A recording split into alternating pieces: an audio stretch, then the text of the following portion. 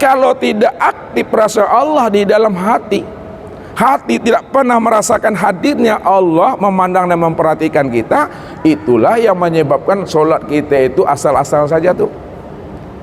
Lalu bagaimana cara menghadirkan Allah itu dalam hati ibu-ibu? Ibu-ibu lihat Allah Pak? Enggak, tapi yakin Allah itu ada? Allah itu dekat?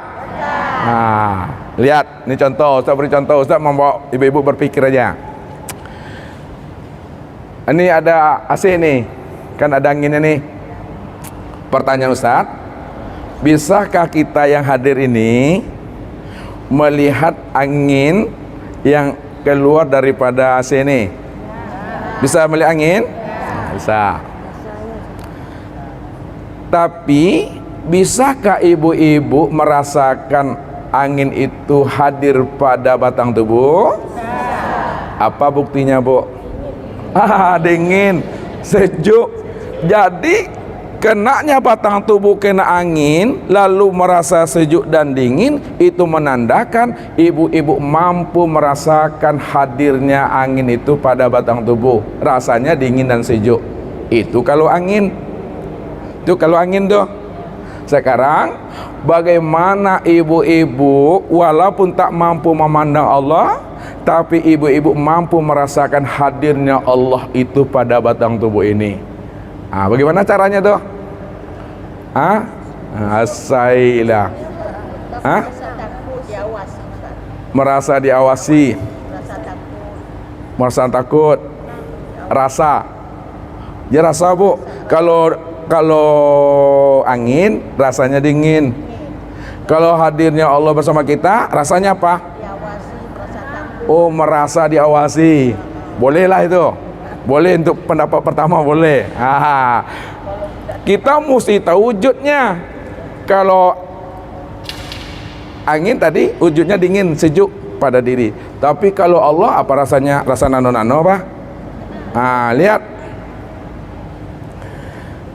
Walaupun ibu-ibu, ustadz juga tak menyaksikan Allah, tapi ibu-ibu dan ustadz wajib merasakan hadirnya Allah itu pada batang tubuh, seperti kita merasakan angin itu pada batang tubuh. Untuk merasakan hadirnya Allah pada batang tubuh ini, itulah yang katakan namanya hidup itu. Hidup itulah sebenarnya yang merasakan hadirnya Allah itu pada diri. Kalau tidak ada hidup di dalam batang tubuh ibu-ibu, bisakah ibu-ibu hadir datang ke sini? Tidak ada. Lalu yang hidup itu siapa tuh? Siapa yang hidup? Yang hidup pada batang tubuh ibu-ibu itu, itulah namanya ruh. Hidup itu adalah ruh. Siapa ruh? Ruh itu yang disebut namanya rahasia rahasia Allah. Rahasia Allah itu disingkat oleh orang-orang arif billah, sebutannya itu namanya dengan rasa. Tidak, Bu? Ini Ibu bilang tadi nih, disingkat namanya dengan rasa. Rasa itu artinya rahasia Allah. Makanya Allah bilang, wa fi anfusikum afala tubsirun.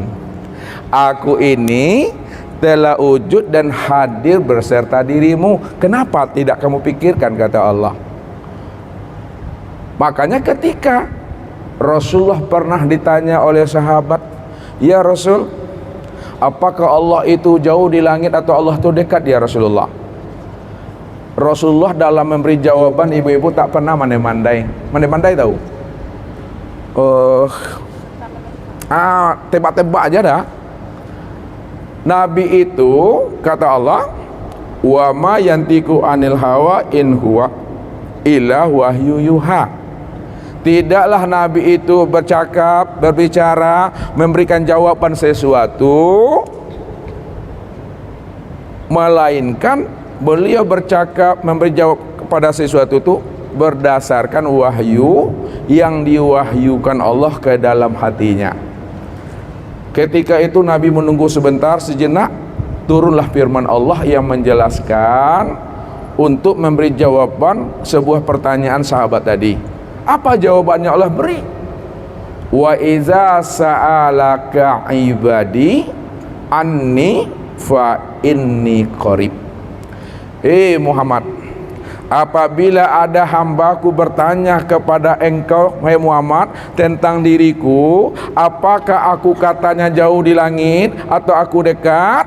Berilah jawaban, hai Muhammad, kepada umatmu itu tentang pertanyaan dia terhadap diriku jauh atau dekat. Sampaikanlah kepada dia bahwa sesungguhnya aku itu adalah dekat.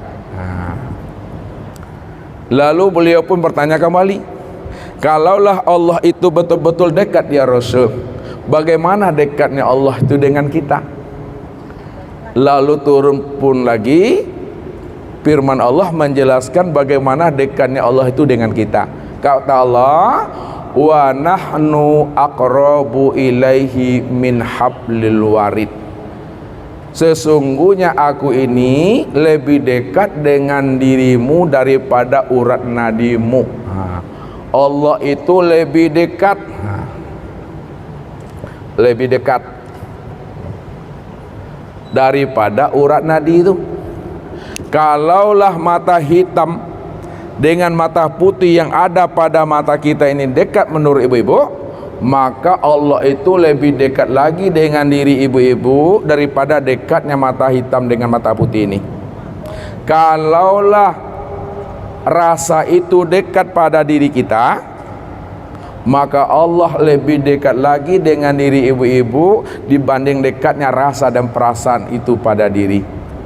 Kalaulah hidup itu dekat pada diri kita, maka Allah lebih dekat lagi dengan diri ibu daripada dekatnya hidup itu pada diri kita. Tapi kenapa tidak kamu pahami, kata Allah, wa fi anfusikum afala tubsirun. Tuh, jadi kusuknya hati ini di mana kita mampu merasakan hadirnya itu bersama Allah. Inilah yang dikatakan oleh Rasul, fa in lam takun tarahu fa innahu yaraka. Maka jika kamu belum mampu menyaksikan Allah, maka rasakan di dalam hatimu, hidupkan rasa ruhanimu bahwa Allah sedang melihat dan memperhatikan dirimu pada waktu kamu mendirikan ibadah solat. Ini hadir tuh. Barulah solat yang kita lakukan itu baru terasa nikmat dia. Kalau sudah hadir hati bersama Allah, nyaman itu ibu-ibu, solatnya tuh nikmat karena diperhatikan, diawasi. Apa yang terbetik dalam hati, apa yang terpikir di dalam akal itu Allah tahu, Allah mengerti apa yang kita pikirkan. Makanya kalau kita sholat, walaupun kita punya hutang, walaupun kita punya masalah dengan anak, dengan menantu, dengan cucu, jangan hutang itu yang dibawa kepada Allah di dalam sholat. Jangan masalah anak dan menantu itu yang dibawa kepada Allah di dalam sholat. Kalau utang yang dibawa kepada dalam sholat, maka utang itu menjadi sembahan kita. Kalau anak menantu yang dibawa kepada Allah di dalam sholat, maka anak menantu itu yang menjadi sembahan kita. Tapi apa yang mesti kita bawa kepada Allah di waktu sholat? Itu adalah rasa mahabbah, rasa rindu dan rasa bermanja-manja. Ini yang disampaikan beliau tadi ini. Itu duduknya pada makom tasawuf. Jadi sholatnya kita itu, yang kita bawa itu rasa mahabbah, rasa rindu dan rasa bermanja-manja dengan Allah. Itu yang mesti dihidupkan dalam hati. Jangan utang yang dibawa kepada Tuhan. Rasa hadirnya bersama Allah tuh. Itu udah khusyuk namanya ibu. Kemudian yang terakhir, khusyuknya nyahru di dalam sholat ini, yang dikatakan khusyuk nyahru di dalam sholat adalah biru'yatillah, di mana jiwanya ibu-ibu sudah menyaksikan akan wujud kebesaran Allah pada diri. Ini yang disebut biru'yatillah. Menyaksikan wujud kebesaran Allah itu pada diri. Bagaimana cara menyaksikan wujud kebesaran Allah pada diri? Karena Nabi kan katakan dalam hadis ihsan itu, anta budallah ka'annaka tarahu, sembahlah Allah seolah-olah kamu menyaksikan Allah. Maksud itu, sembahlah Allah sebenar-benarnya kamu telah menyaksikan Allah itu pada dirimu. Nah, apa yang kita saksikan pada diri kita ini? Yang kita saksikan pada diri kita ini, inilah tempat memandang nyatanya sifat-sifat Allah. Ya. Kenapa? Karena ibu-ibu, ustadz, kita tidak bersifat dan kita juga tiada berwujud. Yang berwujud dan yang bersifat itu hanya Allah. Kalau kita dikatakan kita berwujud dan bersifat, wujud dan sifat kita itu di hadapan Allah la haula wala quwata illa billah. Tidak ada daya dan upaya melihat, mendengar, berkata, mengetahui, berkuasa dan berkehendak serta hidup, melainkan tiada lain adalah Allah Subhanahu wa taala. Rupanya ibu-ibu, pada diri kita inilah tempat memandang sifat Allah itu. Kalau tidak ada sifat Allah yang sama, tak bisa kita mendengar, Bu. Jadi telinga ini bukan alat mendengar. Bukan mendengar. Telinga ini cuma alat mendengar, bukan mendengar. Mata ini bukan melihat. Mata ini alat untuk melihat. Lisan ini bukan berkata. Yang berkata itu bukan lisan, ini alat berkata. Nah, dibuktikan. Ada sahabat kita meninggal. Dia punya mata, dia punya telinga, dia punya lisan. Ketika dipanggil, bu, bangunlah bu, kami dah hadir sama-sama. Bisakah dia dengar? Bisakah dia lihat? Bisakah dia ngomong? Tidak. Kenapa tak bisa lihat, dengar dan ngomong? Karena ruhnya dah jim, tidak ada lagi. Berarti bukan ini yang mendengar. Ini alat mendengar. Yang mendengar itu adalah sama. Bukan ini yang melihat, ini alat melihat. Yang melihat itu basor. Bukan ini yang berkata, ini alat berkata. Yang berkata itu sekalam. Sekarang siapa si sama, siapa si basor, siapa sekalam? Itulah sifat Allah yang zahir pada diri kita ini. Makanya kalau tidak ada kudrat, tidak ada iradat, takkan terangkat tangan ini ya Allah. Kalau tidak ada kalim, tak tersebut Allah. Itulah artinya bahwa diri kita inilah kenyataan tempat memandang nyatanya wujud kebesaran Allah. Inilah tanda orang yang ulul albab. Orang yang ulul albab adalah orang yang mampu memikirkan tanda-tanda kebesaran Allah pada langit dan bumi dan pada dirinya itu. Itu yang ulul albab itu. Maka ketika ibu-ibu telah mampu merasakan dan memandang akan wujud kebesaran Allah pada diri, disitulah solat kita itu bisa khusyuk. Kesimpulannya, solat yang khusyuk kepada Allah itu tubuhnya itu tenang, hatinya hadir bersama Allah, bermanja-manja, rindu, sedangkan ruh ini menyaksikan sifat Allah nyata pada diri. Itulah sebenarnya solat yang khusyuk itu. Inilah, buka nanti surah Al-Hijr ayat 99 kalau tak salah benar tuh. Wa'bud rabbaka hatta ya'tiyakal yakin. Sembahlah olehmu Rabbmu itu sehingga benar-benar datang di dalam hatimu suatu keyakinan. Jadi beribadah kepada Allah itu yakin. Kalaulah beribadah kepada Allah itu yakin, mana yang dikatakan yakin? Yang dikatakan yakin adalah al-imanu kullu, adalah iman yang sempurna. Kalaulah yakin itu iman yang sempurna, lalu iman yang sempurna itu yang bagaimana? Kata Nabi, iman yang sempurna itu adalah antuk minu biru'yatillah, di mana kamu mampu menyaksikan wujud sifat Allah sempurna pada dirimu. Itulah solat yang khusyuk. Makanya di dalam solat jangan menghayal-hayal lagi. Hadap wajah ke tempat sujud. Hadap wajah ke tempat sujud. Hadap dada itu ke kiblat. Kiblat. Hadap hati hadir menyaksikan Allah, sifatnya nyata pada diri. Mulut membaca ayat, telinga mendengarkan bacaan ayat, akal pikir mengawasi dan mengontrol apa yang dibaca oleh mulut, apa yang didengar oleh telinga, dan apa yang diperbuat oleh anggota tubuh, mulai dari takbiratul ihram sampai salam. Sedangkan rasanya hati Bapak Ibu menikmati, itulah itu Allahu Akbar. Udah sempurna. Jangan dibayang-bayangkan pula yang ini nih.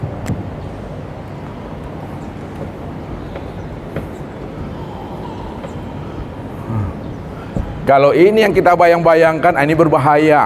Ini apa namanya nih? Ini tulisan Allah nih Ibu, lafaz Allah nih. Jangan ini dibayangkan, ya. Kalau ini yang dibayangkan, sama kita menjadikan tulisan Allah itu menjadi berhala dalam hati dan pikiran kita. Itu saja, mari sama-sama kita berdoa kepada Allah. Al-Fatihah. A'udzubillahi minasyaitonir rajim. Bismillah. Siratal ladzina an'amta 'alaihim ghairil maghdubi 'alaihim waladdallin. Na'udzubillahi minasyaitonir rajim. Bismillahirrahmanirrahim. Alhamdulillahirabbil alamin.